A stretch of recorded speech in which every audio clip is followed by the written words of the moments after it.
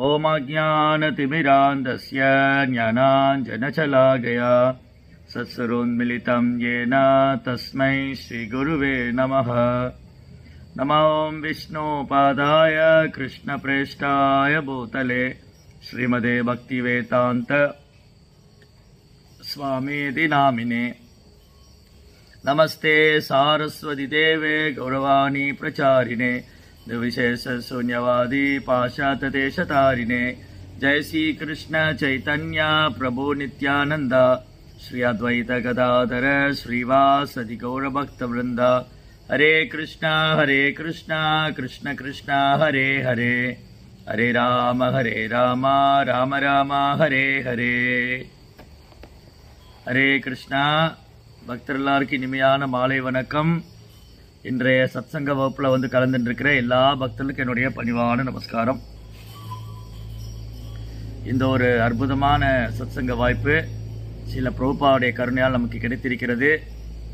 சென்ற வகுப்புல நம்ம பிரபுபாதருடைய அவர் இந்த பூமியில தோன்றியதுக்கான காரணம், ஏன் ஒருவர் கிருஷ்ண பக்தியை நாம் பயிற்சி செய்ய வேண்டும், கிருஷ்ண பக்தி ஏன் அவசியம், சனாதன தர்மத்துக்கும் கிருஷ்ண பக்திக்கும் என்ன சம்பந்தம் இருக்கு, சனாதன தர்மம் கிருஷ்ண பக்தியும் வேறு வேறா இல்ல ஒன்றுதானா, ஏன் நாம் சனாதன தர்மத்தை பின்பற்ற வேண்டும், ஏன் நாம் கிருஷ்ண பக்தியை கடைபிடிக்க வேண்டும், இது மாதிரி பல்வேறு கேள்விகளுக்கு நம்ம போன சத்சங்கத்துல நம்ம பதில் கிடைச்சது நமக்கு. சரி, அப்ப இன்னைக்கு ஸ்ரீ சைதன்ய மகாபிரபு இன்னும் 2 தினங்கள் தான் அவருடைய அவதார தினம், கௌர பூர்ணிமா பண்டிகை. சைதன்ய மகாபிரபு யார், எதற்காக அவர் அவதாரம் செய்தார், அவருடைய அவதார நோக்கம் என்ன? பெரும்பாலும் பகவானுடைய அவதாரம் என்று சொன்னால் பொதுமக்களுக்கு ஒரு 10 அவதாரம் தெரியும், தசாவதாரம். மத்ஸ்ய கூர்ம வராக நரசிம்ம வாமன பரசுராம பலராம ராமா புத்தா கல்கி. அதுல கூட சில பேர் என்ன நினைச்சிட்டு இருக்காங்க, கிருஷ்ணரும் 10 அவதாரத்துல ஒண்ணு நினைச்சுக்கிட்டு இருக்கிறாங்க. நிறைய பேர் என்ன நினைச்சுக்கிட்டு இருக்காங்க, மத்ஸ்ய கூர்மா வராகா நரசிம்மா வாமனா பரசுராமா ராமா கிருஷ்ணா பலராமா அப்படின்னு நினைச்சுக்கிறாங்க. ஆனா அது உண்மை அல்ல. கிருஷ்ணர் ஒரு ஒரு என்ன சொல்றது, எல்லா அவதாரம் போல அல்ல கிருஷ்ணர். கிருஷ்ணர் அவதாரி, எல்லா அவதாரம் அவர் தான் எடுக்கிறார். அவரு கிருஷ்ணர் தான் முழுமுதற் கடவுள். பகவான் ஸ்ரீ கிருஷ்ணர் தான் பரம புருஷோத்தமனான முழுமுதற் கடவுள். அவரு தனியா அவதாரம் எல்லாம் அவர் தனியா அவதாரம் பண்ணல, அவர்கிட்ட எண்ணற்ற அவதாரம் வருது. அவரு அவதரிக்கல, அவர் அவதாரி. அவர் அவதாரியா இருக்கிறதுனால அவர்கிட்ட நிறைய அவதாரங்கள் வருகின்றன. கிருஷ்ணர் ஸ்வயம் பகவான், கிருஷ்ணஸ்து பகவான் ஸ்வயம்னு பாகவதம் சொல்லுது. கிருஷ்ணர் தான் பரம புருஷோத்தமனான முழுமுதற் கடவுள். அப்போ பகவான் எண்ணற்ற அவதாரம் செய்கிறார். அதுல நமக்கு தெரிஞ்சது என்னமோ ஒரு 10 அவதாரம், அவ்வளவுதான். நம்ம கிட்ட கேட்டா கடவுளுடைய 10 அவதாரத்தை சொல்லுங்க அப்படின்னா ராமர் நரசிம்மர் வராகர் ஒரு 10 பேர் சொல்லிடுவோம். ஆனா பாகவதம் என்ன சொல்லுதுன்னா, பகவானுடைய அவதாரம் கடல் அலை மாதிரி. கடல்ல எவ்வளவு அலைகள் வருது, எத்தனாவது அலை நம்ம பார்த்துருக்கிறோம், அடுத்து எவ்வளவு அலை, இதெல்லாம் நம்மளால எண்ண முடியாது. எண்ணிலடங்காத அலைகள் வர்றதுனால அலைகள் ஓய்வதில்லை. அலைகள் வந்துட்டே இருக்கு, அலைகள் ஓயறதே இல்லை. அப்ப எவ்வளவு அலை வந்துச்சு சொல்லுங்க. கடற்கரையில் உட்காந்துட்டு விட்டு போய், ஐயா நீங்க கடற்கரையில் உட்காந்துருக்கீங்க, எவ்வளவு அலை வந்து எண்ணி சொல்லுங்க பார்க்கலாம். அவர் அதெல்லாம் முடியாதுங்க. அதுல எவ்வளவு எண்றது, என்ன எண்ணிக்கிட்டே இருக்க வேண்டியது, அதுக்கு முடிவே கிடையாது. அதுக்கு ஒரு முடிவே இல்லை. அது போலதான் பகவானின் அவதாரம் எல்லையற்றது. அந்த எல்லையற்ற அவதாரங்களை 6 வகையா பிரிச்சிருக்காங்க பாகவதத்துல. பகவானுடைய அவதாரங்கள் 6 வகையா பிரிச்சிருக்காங்க. குணாவதாரம், யுகாவதாரம், லீலாவதாரம், மன்வந்தராவதாரம், சத்யாவேஷ அவதாரம், புருஷ அவதாரம். 6 அவதாரம், 6 வகையான அவதாரங்கள். லீலாவதாரம், குணாவதாரம், யுகாவதாரம், மன்வந்தராவதாரம், சத்யாவேஷ அவதாரம், புருஷ அவதாரம். இப்படி இந்த அவதாரங்கள் எல்லையற்றது. பகவானால எல்லையற்றவர் தான். அச்சிந்திய சக்தி, எல்லையற்ற சக்தியை வச்சிருக்கார். பகவானுடைய சக்தி எல்லையற்றது. அந்த எல்லையற்ற பரமபுருஷோத்தமனான பகவான் பல்வேறு அவதாரங்கள் புரிகிறார். அந்த அவதாரங்கள் 6 வகைக்குள்ள தான் இருக்கு. சிலது வந்து ஒரு குறிப்பிட்ட யுகத்துக்காக தோன்றுறாரு, சிலர் குறிப்பிட்ட லீலையை செய்யறதுக்காக வர்றாரு. இந்த மாதிரி ஒரு பல்வேறு காரணங்கள் பகவானுடைய அவதாரம்.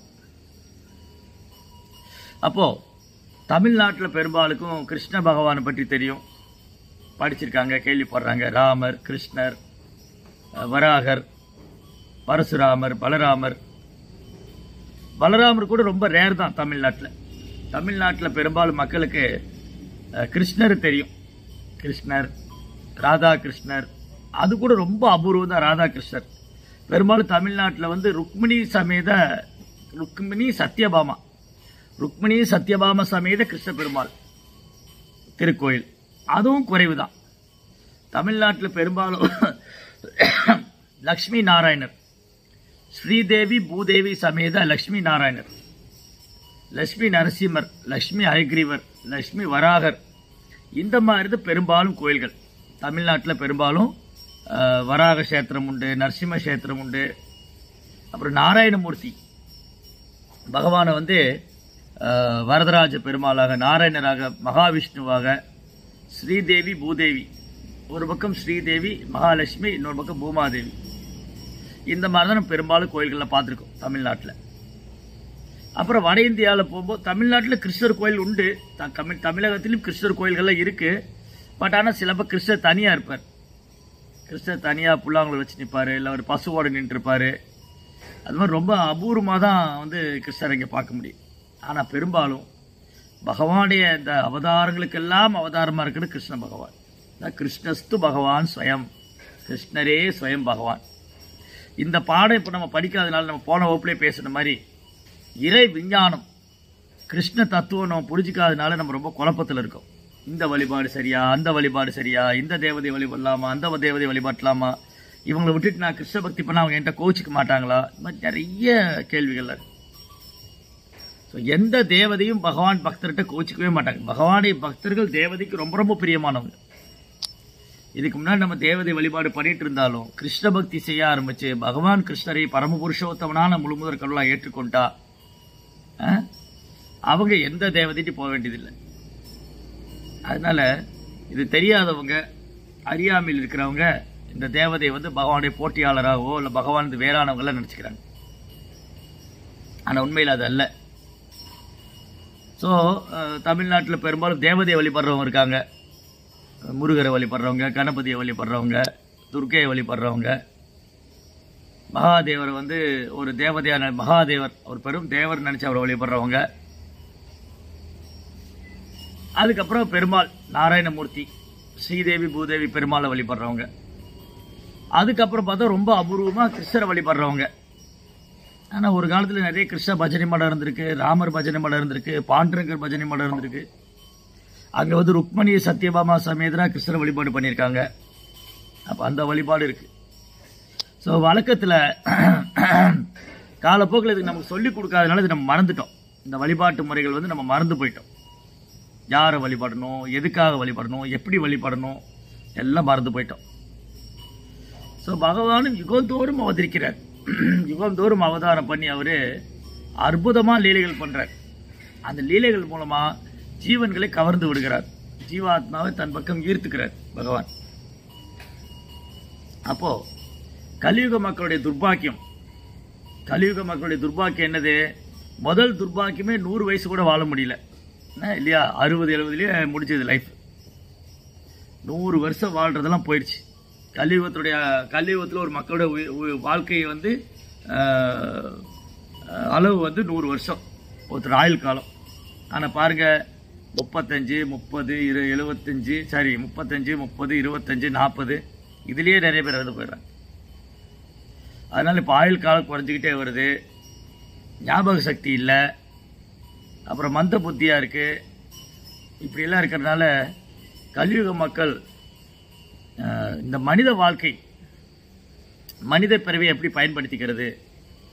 பெரும்பாலும் மக்கள் அறியாமையில், கலியுக மக்கள் வந்து அறியாமையில் புலன்பத்தில் மூழ்கி போய் மது அருந்துவது, மாமிசம் சாப்பிடுவது, தகாத உறவு செய்வது, சூதாடுவது, இதெல்லாம் ஒரு தொழிலாக வச்சுருக்காங்க. மாமிச உணவு, அப்பாவி மிருகங்களை கொண்டு சுவைப்பது, இந்த மாதிரி கலியுகத்தில் நிறைய குறைகள் சொல்லிட்டே போகலாம். மக்களுடைய ஆயுள் காலம் குறைஞ்சிருச்சு, உண்ணக்கூடிய உணவு சுத்தமானதில்லை, சுவாசிக்கும் காற்று சுத்தமானதில்லை, இப்படி நிறைய சொல்லிகிட்டே போகலாம். அப்போது எப்படி ஒரு அப்பாவுக்கு தன் பிள்ளைகள் மேலே எப்போவுமே அன்பு இருக்கும். இந்த பிள்ளை வேணால் அப்பாவை கோச்சிட்டு வீட்டை விட்டு போயிடலாம், அப்பாவோட சண்டை போட்டு அந்த பையன் வேணால் கோச்சிட்டு போயிடலாம். ஆனால் அப்பா எப்போவுமே பையனே நினச்சிட்டு இருக்காரு, அவன் எப்போ திரும்ப வருவான், எப்போ நம்ம கூட சேர போகிறான் அப்படின்னு நினச்சிட்டு இருக்காரு. அதே மாதிரி ஜீவாத்மாக்களை நம்ம எல்லாருமே பகவானுடைய ஆன்மீக உலகத்தை சார்ந்தவங்க. இதுதான் நம்ம போன வகுப்பில் பார்த்தோம். நம்ம எல்லாரும் பகவானுடைய ஒரு சிறிய அம்சம். அப்போ இந்த அங்கத்துணுக்கு அங்கத்தோடு இருந்தால் தான் அதுக்கு வேல்யூ. இப்போ இந்த கை இருக்குது, ப்ரோப்பா என்ன சொல்லுவார், என்னுடைய இந்த கை இருக்குது, இந்த கை இந்த உடம்புல இருக்கிற வரைக்கும் தான் அதுக்கு மதிப்பு. இந்த உடம்பு போட்டு இந்த கை துண்டிக்கப்பட்டதுன்னா இந்த கைக்கு அவ்வளோ வேல்யூ இல்லை.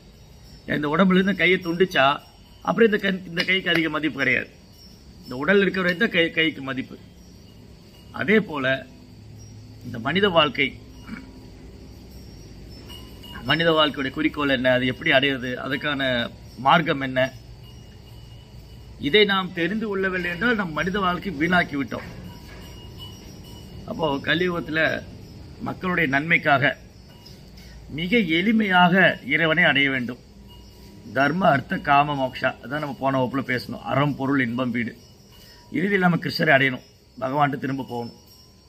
அப்போ இறுதியில் இந்த மனித வாழ்க்கையின் குறிக்கோள் என்னன்னா பகவான்கிட்ட திரும்ப போகிறது. அப்போ பகவான்கிட்ட திரும்ப போகணும்னு சொன்னால் அதுக்கு நம்ம தயார் பண்ணிக்கணும். அதற்கான மார்க்கங்கள் தான் யோக மார்க்கங்கள், பல்வேறு யோக மார்க்கங்கள், ஞான மார்க்கம், யோக மார்க்கம், பக்தி மார்க்கம். இது மாதிரி இறைவனை உணர்றதுக்கு 3 மார்க்கம் இருக்குது. ஞானத்தின் மூலமாக ஞானத்தை வளர்த்து கொண்டு இறைவனை அடைய முயற்சி பண்ணலாம், பல்வேறு யோகங்கள் செய்து இறைவனை அடைய முயற்சி பண்ணலாம். ஆனால் அந்த 2 பாதை ரொம்ப கஷ்டமானது.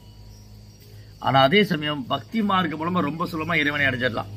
இதுதான் எல்லா சாஸ்திரங்கள், பகவத்கீதை, பாகவதம், இதிகாச புராணங்கள் எல்லாம் பறைசாற்றுது பக்தி மார்க்கம் மூலமாக இறைவனை சுலபமாக அடைந்து விடலாம். அப்போ பகவத்கீதையும் பக்தி மார்க்கத்தை தான் பரிந்துரைக்குது. பகவத்கீதையில் பகவான் பல்வேறு யோக முறைகளை பற்றி சொன்னாலும் பக்தி யோகமே சிறந்தது நிரூபிக்கிறார். அதே போல பாகவதம் பகவான் தூய பக்தர்கள், குருமார்கள், ஆச்சாரியர்கள், வைஷ்ணவர்கள்லாம் ஏக மனதோடு கிருஷ்ணரை முழுமுழுக்கெல்லாம் வழிபடுறாங்க. அதனால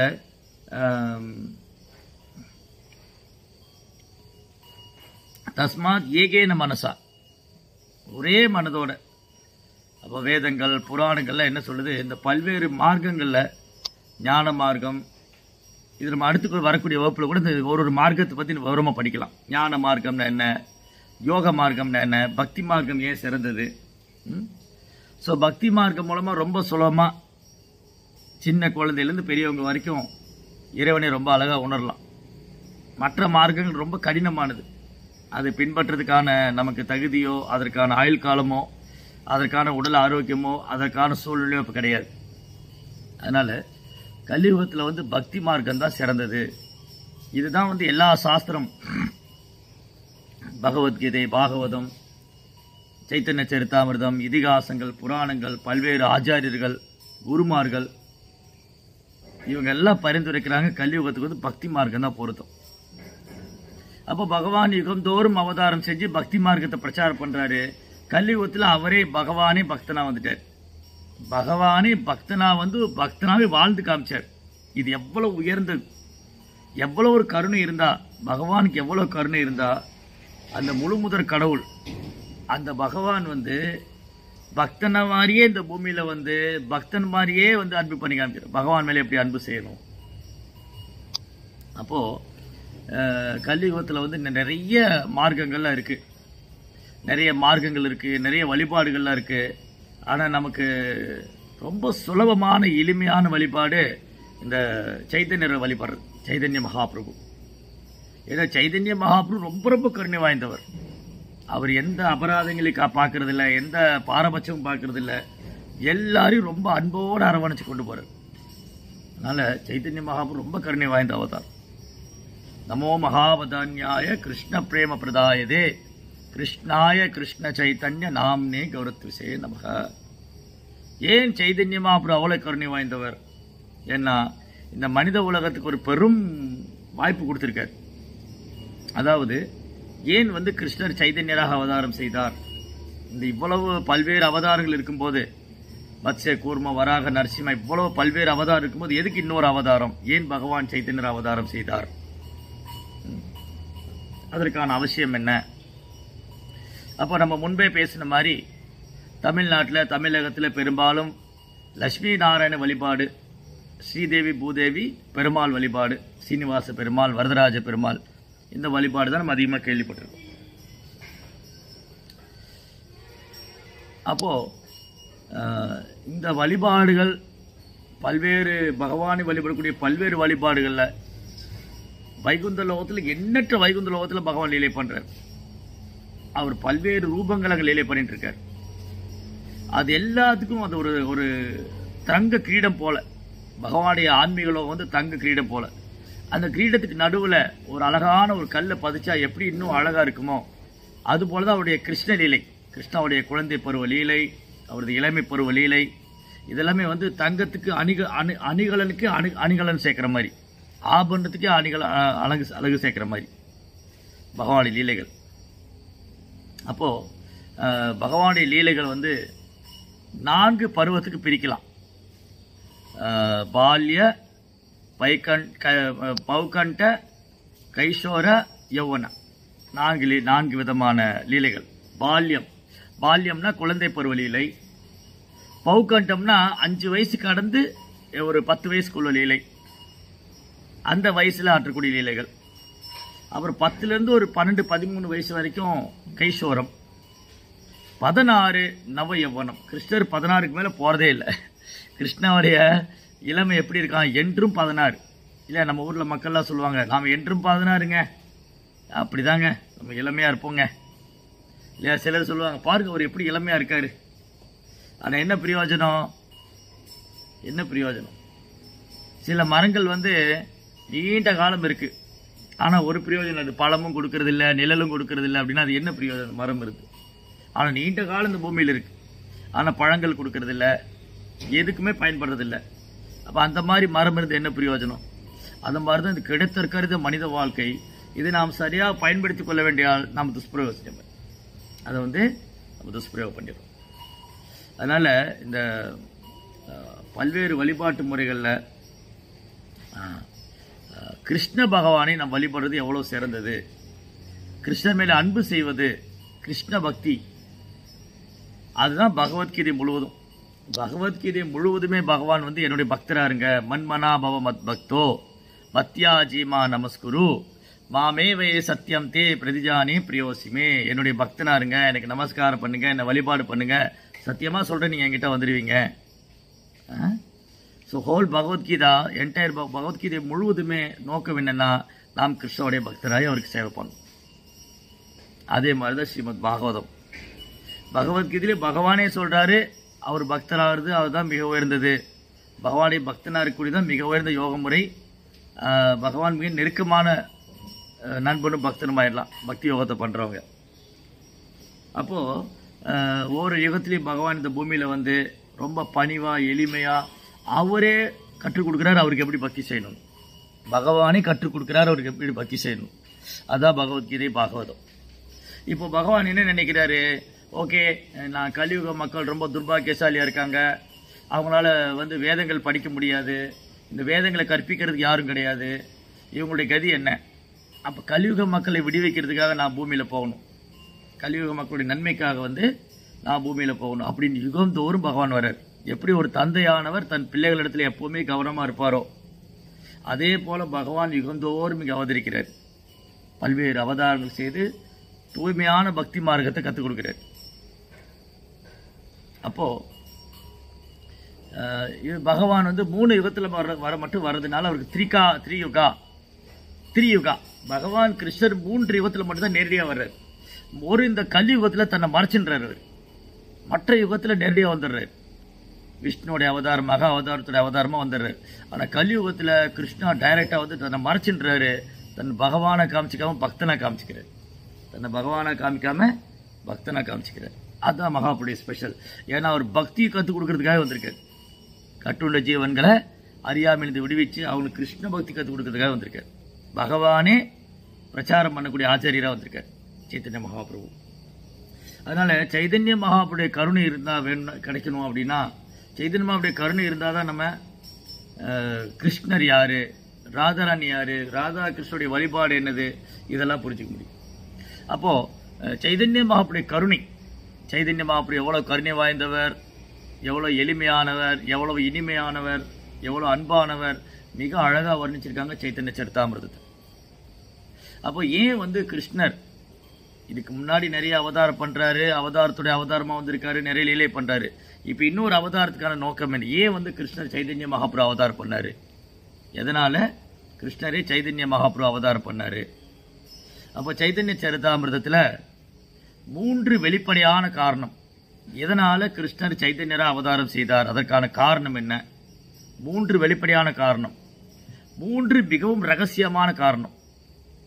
மிக மிக ரகசியமான, ஏன் கிருஷ்ணர் சைதன்யரா அவதாரம் செய்தாருங்கிறதுக்கு மிக மிக ரகசியமான காரணம் ஒன்று. இன்னொன்று கிருஷ்ணர் ஏன் சைதன்ய மகாபுரு அவதாரம் செய்திருக்கிறது வெளிப்படையான காரணம், external reason. One is internal reason, another external reason. என்ன காரணம்? ரொம்ப அழகா சொல்றார் கிருஷ்ணாத் கவிராஜ் கோஸ்வாமி. ஏன் சைத்தன்ய மகாபுரு இந்த பூமியில தோன்றினார், ஏன் கிருஷ்ணர் கலியுகத்துல சைத்தன்ய மகாபுரு அவதாரம் பண்ணார்? முதல்ல கிருஷ்ணாத் கவிராஜ் கோஸ்வாமி என்ன சொல்றாரு? 3 முக்கியமான காரணம். பகவான் கிருஷ்ணர் சைதன்யராக அவதாரம் செய்ததுக்கு 3 முக்கியமான வெளிப்படையான காரணம். ஒன்று, இந்த யுக தர்மம், இந்த யுகத்துக்கான தர்மம். ஹரே கிருஷ்ணா கிருஷ்ண கிருஷ்ணா ஹரே ஹரே, ஹரே ராமா ராம ராமா ஹரே ஹரே. இந்த யுகத்துக்கான தர்மம் நாம சங்கீர்த்தனம், ஹரிநாம ஜபம். அதை நம்மளுக்கு கற்றுக் கொடுக்கறதுக்காக இந்த யுக தர்மத்தை ஸ்தாபனம். எப்பெல்லாம் மக்கள் தர்மத்திலிருந்து விலகிறாங்களோ, தர்மசிய கிளானிர். தர்மசிய கிளானிர்னா எப்போ மக்கள் தர்மத்தின் பாதையிலிருந்து விலகிறாங்களோ அந்த நிலைமையை சரி பண்றதுக்காக பகவான் இந்த பூமியில தூய பக்தியை ஸ்தாபனம் செய்வார். தூய பக்தி. அப்போ இந்த முதல் காரணம், சைதன்ய மகாபுரு இந்த பூமியில தோன்றியதுக்கான முதல் வெளிப்படையான காரணம் அவரு இந்த கிருஷ்ண பக்தி, கிருஷ்ண பக்தியை எல்லாருக்கும் விநியோகம் பண்றதுக்காக இந்த யுக தர்மம். முதல் யுக தர்மம். இந்த யுக தர்மம் நாம சங்கீர்த்தனம். இந்த நாம சங்கீர்த்தன யோகா யார் வேணாலும் பண்ணலாம், யார் வேணாலும் எப்ப வேணாலும் எங்க வேணாலும் பண்ணலாம் ஹரிநாம சங்கீர்த்தனம். அப்போ முதல் காரணம், சைதன்ய மகாபுரு இந்த பூமியில தோன்றியதுக்கான முதல் வெளிப்படையான காரணம், அவர் யுக தர்மத்தை ஸ்தாபனம் செய்யறதுக்காக வந்தார். இந்த யுகத்துக்கான தர்மம் நாம சங்கீர்த்தனம், அதை ஸ்தாபனம் செய்யறதுக்காக வந்தார். ரெண்டாவது, அதை ஸ்தாபனம் செய்து மட்டுமல்ல, இந்த யுகத்துல அவர் அவதாரம் செஞ்சு அந்த யுக தர்மத்தை ஸ்தாபனம் செய்யறது மட்டும் இல்ல, அவரு அந்த கிருஷ்ண பக்தியை பிரச்சாரம் பண்றார். கிருஷ்ண பக்தியை ஓரொரு கிராமத்தின் நகரத்திலும் பிரச்சாரம் பண்றார். ஓரொரு கிராமத்தின் நகரத்திலும் 2 கைகளை உயர்த்தி ஹரே கிருஷ்ணா கிருஷ்ண கிருஷ்ணா ஹரே ஹரே, ஹரே ராமா ராம ராமா ஹரே ஹரே. இந்த நாமத்தை எல்லாரும் ஜபம் பண்ணுங்க, நாமத்தை கீர்த்தனம் பண்ணுங்க, கிருஷ்ணன் மேல அன்பு வளர்த்துக்கங்க அப்படின்னு சைதன்ய மகாபிரபு ஓரொரு கிராமத்தின் நகரத்திலுமே ஒரு நாமத்தை சொல்றார். இதுதான் யுக தர்மம். இது யுக தர்மமா இருக்கிறதுனாலையும் இந்த நாமத்தை பிரச்சாரம் செய்ய வேண்டும் அப்படிங்கிறதுக்காகவும், இதை கற்றுக் கொடுக்கறதுக்காக, எப்படி பிரச்சாரம் பண்ணணும், எப்படி பக்தர்கள்ட்ட நடந்துக்கணும், எப்படி கிருஷ்ண உணர்வை பயிற்சி பண்ணணும், இதெல்லாம் கற்றுக் கொடுக்கறதுக்கான வெளிப்படையான காரணம் அவர் யுக தர்மத்தை ஸ்தாபனம் பண்றதுக்காக வந்தாரு. தூய பக்தி, கிருஷ்ண பக்தியை பிரச்சாரம் பண்றாரு. அதுக்கப்புறம் அவர் கிருஷ்ண பிரேமம், பகவான் மேல உன்னதமான அன்பு. யாரெல்லாம் சைதன்ய மகாபுருடைய தாமரை திருப்பாதங்களை பற்றி கொள்றாங்களோ அவங்களுக்கு கிருஷ்ணர் மேல உன்னதமான அன்பு ஏற்பட ஆரம்பிக்கும். அவங்களுக்கு கிருஷ்ணர் மேல உன்னதமான அன்பு ஏற்படும். அப்போ சைதன்ய மகாபுருடைய அவதார நோக்கத்துக்கான வெளிப்படை காரணம், சைதன்ய மகாபுருடைய அவதார நோக்கத்துக்கான வெளிப்படை காரணம் 3 காரணம். ஒன்று, யுக தர்மத்தை ஸ்தாபனம் செய்வதற்காக வந்தார். இன்னொன்று, கிருஷ்ண பக்தியை பிரச்சாரம் பண்றாரு.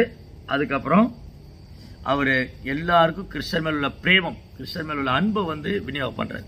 ஏன்னா கிருஷ்ண பிரேமத்தின் சொரூபம் சைத்தன்ய மகாபிரபு. அவர் தான் ட்ரெஷர் ஹவுஸ், கிருஷ்ண பிரேமத்தின் கிடங்கு மகாபிரபு. என்ன பண்றாரு? அவரு ரொம்ப பணிவா கிருஷ்ண பக்தி எல்லாரும் கொடுக்குறாரு. அதனால இந்த 3 வெளிப்படையான காரணம், யுக தர்மத்தை எப்பெல்லாம் மக்கள் யுக தர்மத்திலிருந்து விலகுறாங்களோ அது நிலையை சரி பண்ணி மீண்டும் சுமூகமான நிலை கொண்டு வரும். ஸோ யுக தர்மத்தை ஸ்தாபனம் பண்ணுறதுக்காக வரார். அப்புறம் கிருஷ்ண பக்தியை, கிருஷ்ணன் மேலே எப்படி அன்பு செய்யணுங்கிறத கற்றுக் கொடுக்குறாரு, பிரச்சாரம் பண்ணுறாரு. பிரச்சாரம்னாலே அனுபவத்தை பகிர்ந்து கொள்வது.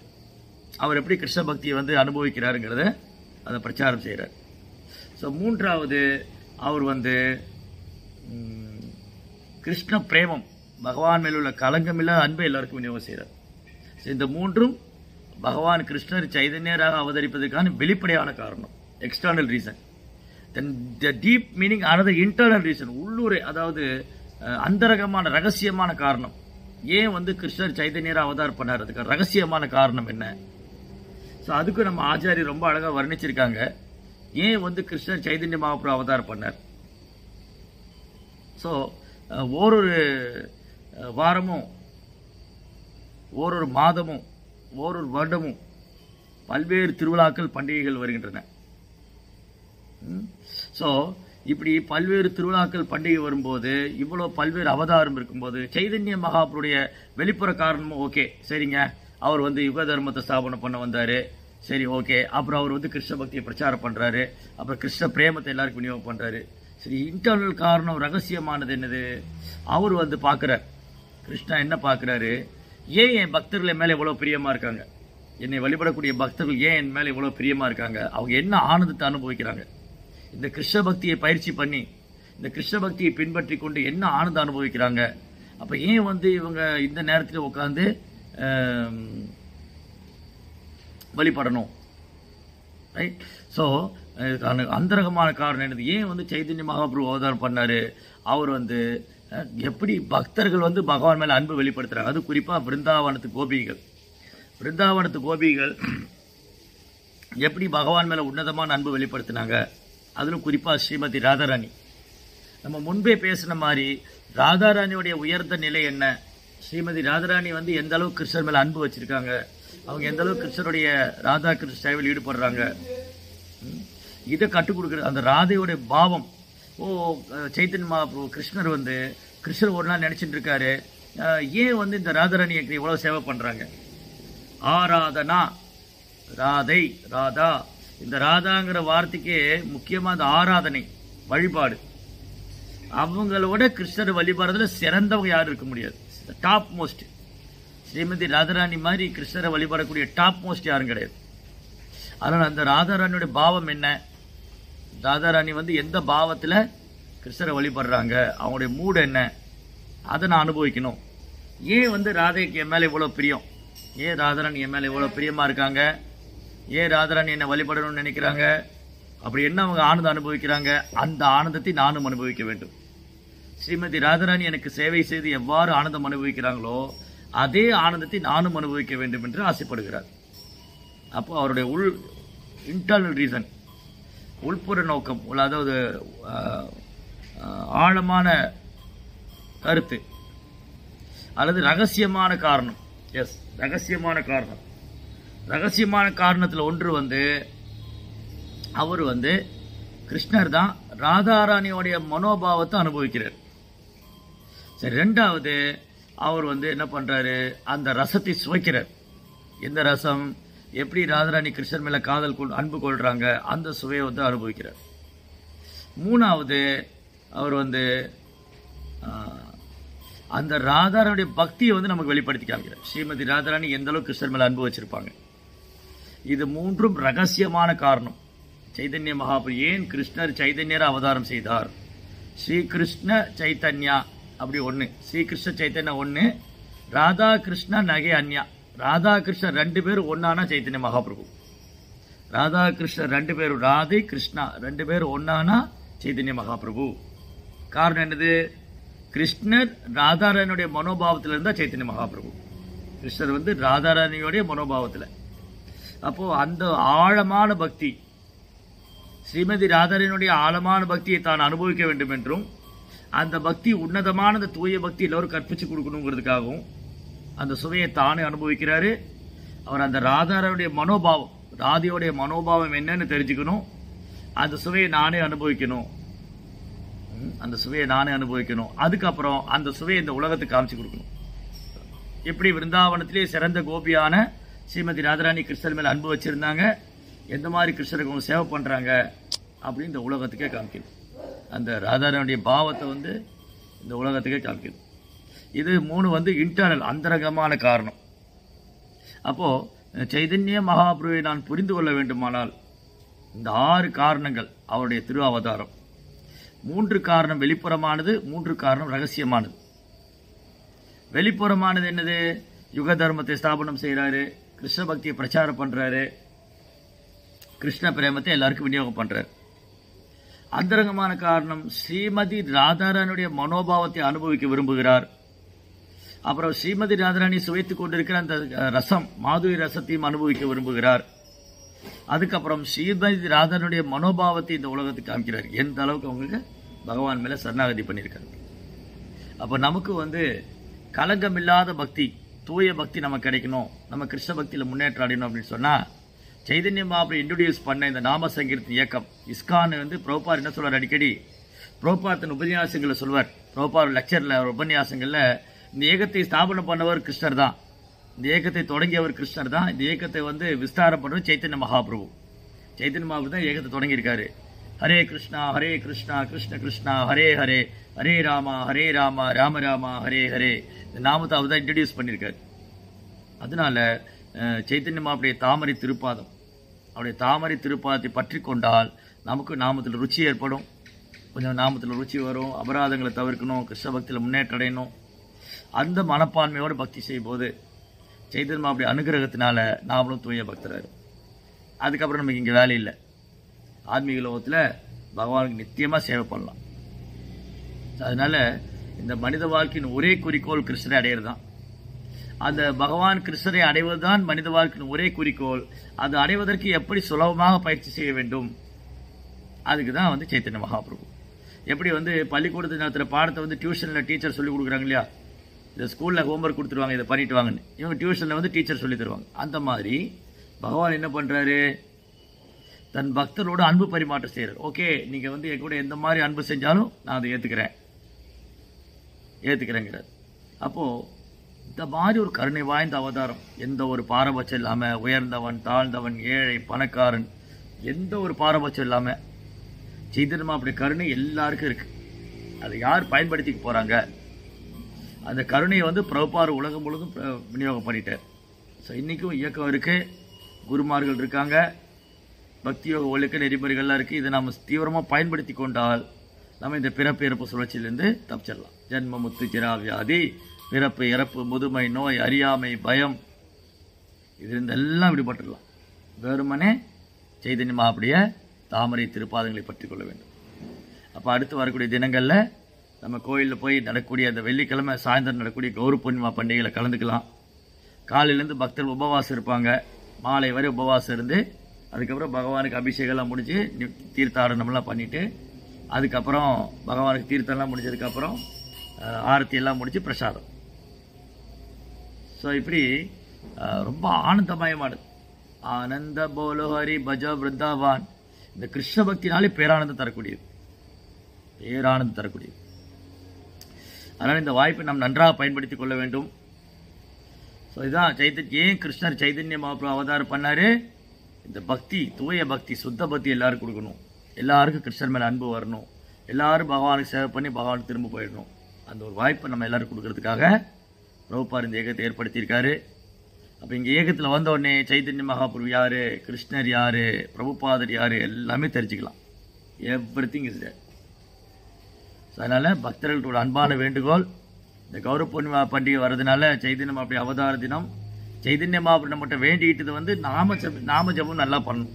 எல்லா பக்தர்களும் குற்றம் குறை இல்லாமல் நாம ஜபம் செய்தால் அவங்க பகவானை திருப்பாத்தை அடைவாங்க. அதனால் நமக்கு ஒரு அரிய வாய்ப்பு இது. இந்த கௌரி பூர்ணிமா டைமில் நம்ம உறுதிமொழி எடுத்துக்கணும்.